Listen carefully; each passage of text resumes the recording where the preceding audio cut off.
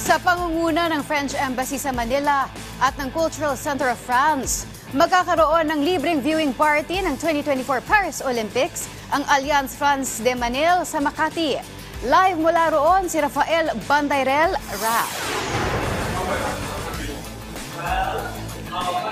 Meg, narito tayo ngayon sa Alliance France de Manille sa lungsod ng Makati kung saan nakikita nyo naman dumarami na ang mga nagtitipon-tipon upang sumubaybay at sumuporta sa ating mga pambato sa Paris Olympics. Tulad nga ng sinabi mo, naging posible ang watch party na ito dahil sa pangunguna ng Embahada ng Pranses sa Pilipinas at ng Alliance France de Manille dito sa lungsod ng Makati.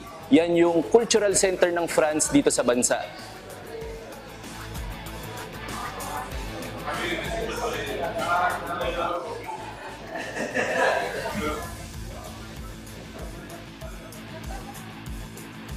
Meg, ang mga ipapalabas dito, may 3 events. Yung una, natapos na.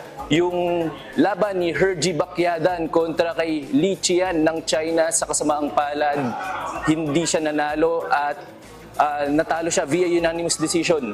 Pero hindi pa naman tapos yung laban dahil mamayang 9:30 may laban si Carlo Paalam kontra kay Jude Gallagher ng Ireland. At ang main event naman dito, mamayang 11:30, yung laban ni Carlos Yulo sa Men's Artistic Gymnastics All-Around Finals kung saan magkakaroon siya ng tsansa na ibigay sa Pilipinas ang kauna-unahang medalya nito sa nagpapatuloy na 2024 Paris Olympics.